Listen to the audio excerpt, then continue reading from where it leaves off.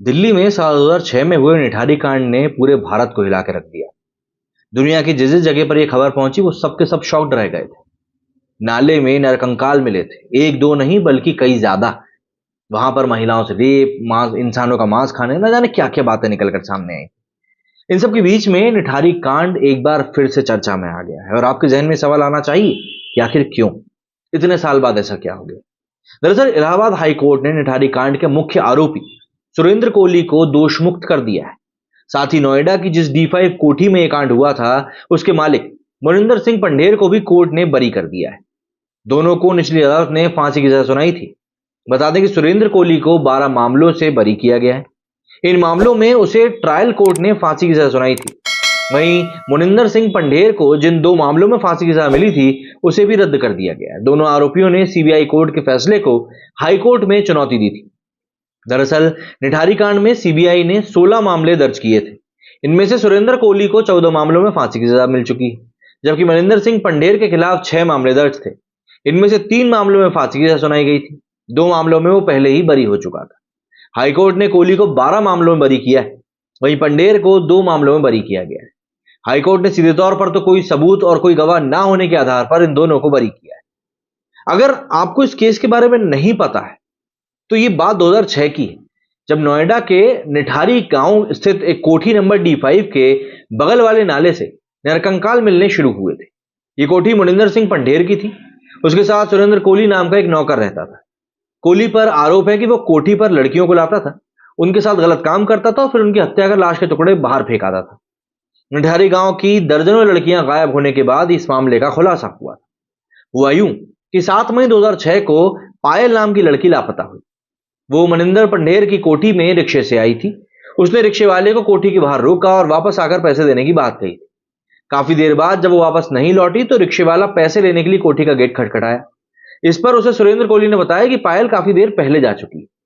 सुरेंद्र की बात सुन रिक्शे वाले को शक हुआ। उसका कहना था कि वो कोठी के सामने ही था, पायल बाहर नहीं निकली। उसने ये बात पायल के घर वालों तक भी पहुंचा दी। इसके बाद पायल के पिता नंदलाल ने FIR लिखवाई कि उसकी बेटी कोठी से गायब हो गई। इस तरह पहली बार मामला पुलिस तक पहुंच गया। इससे पहले निठारी से 1 दर्जन से ज्यादा बच्चे, लड़कियां गायब हो चुके थे। ऐसे में पुलिस शिद्दत से इस केस की जांच में जुट गई।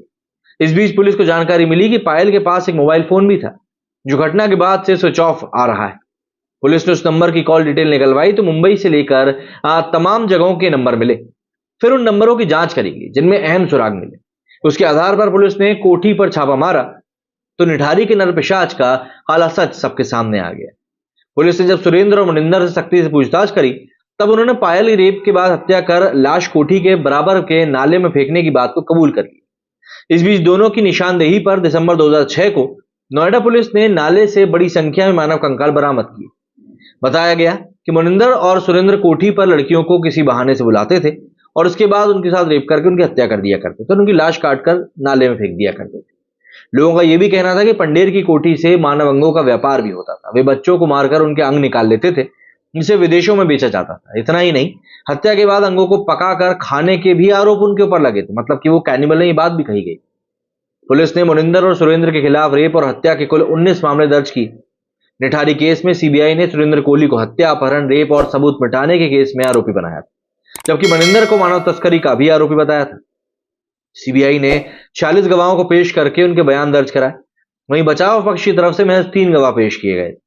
सुरेंद्र कोहली उत्तराखंड के अल्मोड़ा के एक गांव का रहने वाला है। वो 2000 में दिल्ली आ गया था। दिल्ली में कोहली एक ब्रिगेडियर के घर पर खाना बनाने का काम करता था। बताते हैं कि वो काफी स्वादिष्ट खाना बनाता था। 2003 में सुरेंद्र कोहली मोनिंदर के संपर्क में आया।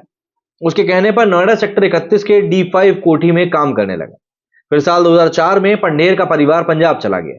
इसके बाद वो और कोहली साथ में कोठी में रहने लगे। पंढेर की कोठी में अक्सर कॉल गर्ल आया करती थी। इस दौरान वो कोठी के गेट पर नजर रखता था। कोहली धीरे धीरे नेक्रोफिलिया नामक मानसिक बीमारी से ग्रसित भी हो गया था। बच्चों के प्रति उसके अंदर एक आकर्षण पैदा हो गया था। आरोप है कि वो कोठी से गुजरने वाले बच्चों को पकड़कर उनके साथ कर्म करता था और फिर उनको खत्म कर देता था।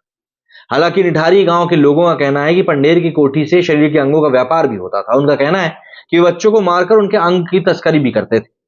बाद में कोहली और मनिंदर को फांसी की सजा सुनाई गई थी, लेकिन अब उनको बरी कर दिया गया और बचे हुए मामलों में केस जारी रहेगा। क्या कहना है आप लोगों का इस पूरे मामले के बारे में कमेंट करके जरूर बताइएगा। मेरे इस वीडियो में फिलहाल इतना ही। जय हिंद, जय भारत।